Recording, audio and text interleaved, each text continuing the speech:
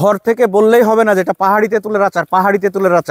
পাহাড়ি তেঁতুল সংগ্রহ করা আসলে যে কতটা চ্যালেঞ্জের। পাহাড়ের গায়ে কিন্তু এরকম ছোট ছোট ছোট ছোট যে গাছগুলো থাকে, ওই গাছ থেকে কিন্তু এই যে দেখতে পাচ্ছেন বর্ণবাজারের নিজস্ব টিম, নিজস্ব তত্ত্বাবধানে কিন্তু তেঁতুল সংগ্রহ করা হচ্ছে। উপর দিকে ওঠা যাবে কবির? আচ্ছা, একটু ওঠার চেষ্টা করো। অসাধারণ অসাধারণ পাহাড়ি তেঁতুলের আচারের ঘ্রাণে পাহাড় কিন্তু মোমো করছে। বর্ণবাজারের পাহাড়ি তেঁতুলটা সংগ্রহ করা কিন্তু অনেক চ্যালেঞ্জের একটা কাজ। এই চ্যালেঞ্জটাই আমরা আপনাদেরকে আজকে দেখাবো যে কিভাবে বর্ণবাজারের পাহাড়ি টক মিষ্টি তেঁতুলটা সংগ্রহ করা হয়। তো আমরা এই যে দেখতে পাচ্ছেন অনেক একটা পাহাড়ে আছি, আর তেঁতুল গাছগুলো কিন্তু পাহাড়ের গা বেয়ে এরকম থাকে। এটা পাড়াও কিন্তু গাছ থেকে তেঁতুল সংগ্রহ করাও অনেক চ্যালেঞ্জ। আমাদের বর্ণবাজারের টিম কিন্তু এখানে তেঁতুল সংগ্রহ করছে এবং এই পাহাড়ি পথ পাড়ি দিয়ে কিন্তু উঠতে হয়েছে। আর এইখানে একটু আমরা যদি দেখাই, তেঁতুলগুলো গাছ থেকে পেড়ে কিন্তু এটা নিচে পড়ে যায়, খোসা সহ কিন্তু নিচে পড়ে যায়। আর এই তেঁতুলগুলো কিন্তু এখান থেকে হাত দিয়ে কুড়িয়ে সংগ্রহ করতে হয়। পাহাড় থেকে তেঁতুল সংগ্রহ করা এবং সেই তেঁতুল দিয়ে আচার বানানো, এটাও বেশ চ্যালেঞ্জের কাজ। তো আমরা আসলে দেখানোর চেষ্টা করছি যে আসলে তেঁতুলটা কিভাবে সংগ্রহ করা হয়। বান্দরবনের তেঁতুল আমরা কেন বলছি, খাগড়াছড়ির তেঁতুল কেন বলছি, রাঙামাটির তেঁতুল কেন বলছি, কারণ এই তিনটা জেলাতে আমাদের বর্ণবাজারের টিমের নিজস্ব তত্ত্বাবধানে কিন্তু তেঁতুল সংগ্রহ করা হয় এবং ওই তেঁতুলের হোমমেড আচার বানিয়ে আপনাদের মাঝে সংগ্রহ করা হয়। তো আমরা জাস্ট আচারটা একটু দেখানোর চেষ্টা করি যে আচারের টেস্ট কতটা মজাদার। যদিও আজকে চামচ নাই আমাদের সাথে, পাহাড়ে আছি। এই যে এইটা হচ্ছে অসাধারণ অসাধারণ পাহাড়ি তেঁতুলের আচারের ঘ্রাণে পাহাড় কিন্তু মোমো করছে।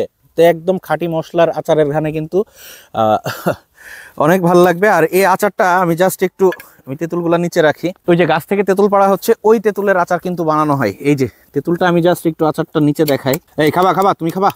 কি আচারের কি অবস্থা, এই যে কতটা সুন্দর এন্ড ডিলিশিয়াস।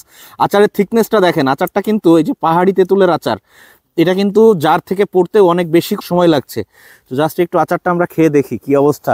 পাহাড়ে বসে পাহাড়ি তেঁতুলের আচার খাচ্ছি। এই নাও, তুমি নাও, তুমি নাও, তুমি নাও, নাও। বিসমিল্লাহ বিসমিল্লাহ। Wow, just wow. এই যে আচারটা দাও। বর্ণবাজারের পাহাড়ি তেঁতুলের টক মিষ্টি তেঁতুলের টক ঝাল মিষ্টি আচার। কেন বলি যে আচারটা ভালো না লাগলে জাস্ট ডাস্টবিনে ফেলে দেবেন। আমরা আপনার আচারের টাকা, ডেলিভারি চার্জ সম্পূর্ণ টাকা ক্যাশব্যাক করে দিব। ওই কনফিডেন্স কিন্তু আমাদের আছে। আমরা জানি আমরা তেঁতুলটা কিন্তু কোত্থেকে কিভাবে সংগ্রহ করে ওই তেঁতুলটা আপনাদের মাঝে ডেলিভারি করি। ঘর থেকে বললেই হবে না যেটা পাহাড়ি তেঁতুলের আচার। পাহাড়ি তেঁতুল সংগ্রহ করা আসলে যে কতটা চ্যালেঞ্জের। পাহাড়ের গায়ে কিন্তু এরকম ছোট ছোট ছোট ছোট যে গাছগুলো থাকে, ওই গাছ থেকে কিন্তু এই যে দেখতে পাচ্ছেন বর্ণবাজারের নিজস্ব টিম, নিজস্ব তত্ত্বাবধানে কিন্তু তেঁতুল সংগ্রহ করা হচ্ছে। উপর দিকে ওঠা যাবে কবির? আচ্ছা, একটু ওঠার চেষ্টা করো। আমরা একটু উপরে ওঠার চেষ্টা করি, চলো। এই যে এই হচ্ছে সেই পাহাড়ি তেঁতুলের আচার। তো এই তেঁতুলটা সংগ্রহ করা অনেক ঝুঁকির একটা কাজ। এই যে এখানে একটু দেখা যায় কবির, এই যে উপর থেকে যে তেঁতুল সংগ্রহ করছে, এই গাছটা কিন্তু মাটি থেকে মানে মোটামুটি 100 ফিটের বেশি। 100 ফিট কি হবে এটা? 70-80 ফিট। তার মানে 70-80 ফিট মানে 8 থেকে 10 তলা বিল্ডিং এর সমান উঁচু জায়গার উপরে হচ্ছে গাছ। ওই গাছ থেকে কিন্তু তেঁতুলটা পাড়া হয়। কতটা রিস্কি একটা কাজ এটা আশা করি বুঝতে পেরেছেন।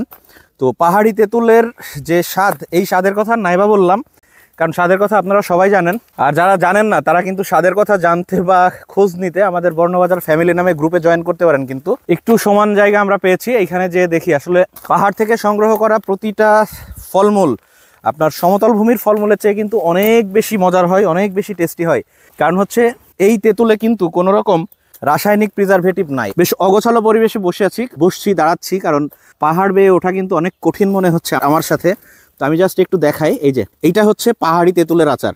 জাস্ট আচারের থিকনেসটা দেখবেন, আর টেস্টের কথা তো ওয়াও, অসাধারণ। আমি আপনাকে চ্যালেঞ্জ দিয়ে বলতে পারি যে আচারটা খাওয়ার সাথে সাথে আপনি কিন্তু আমাদের বর্ণবাজারের টক ঝাল মিষ্টি তেঁতুল বড়ই আচারের প্রেমে পড়ে যাবেন। তো এই বড়ইটাও কিন্তু পাহাড় থেকে সংগ্রহ করা হয়। বর্ণবাজার কিন্তু সরাসরি মাঠ পর্যায় থেকে প্রতিটা পণ্য নিজ হাতে সংগ্রহ করে সেই পণ্যটা আপনার ঘরে পৌঁছে দিচ্ছে। প্রোডাক্টের কোয়ালিটি এবং হাইজেন নিয়ে চিন্তা করার কোনো দরকার নাই। আমরা আপনাকে প্রোডাক্টটা ঠিক যেমন বলি তেমনই হবে। আর আসলে আচার খাওয়ার আগে বা আচার নেওয়ার আগে আপনাকে আচার সম্পর্কে জানতে হবে যে ওই আচারটা কোত্থেকে আসছে, কিভাবে সংগ্রহ করা হচ্ছে, বা কেন আমরা কোত্থেকে নেব, এই বিষয়গুলো আসলে ক্লিয়ার হতে হবে যেহেতু আপনি একজন আচার প্রেমী। তো আমরা বর্ণবাজার আমাদের প্রতিটা স্টেপ কিন্তু আপনাদের সামনে তুলে ধরে দেখাচ্ছি যে কিভাবে কোত্থেকে আমরা তেঁতুল এবং বড়ইগুলো সংগ্রহ করি এবং সেই তেঁতুল এবং বড়ই দিয়ে আচার বানিয়ে আমরা আপনাদের হোম ডেলিভারি করে থাকি। ধন্যবাদ, আসসালামু আলাইকুম।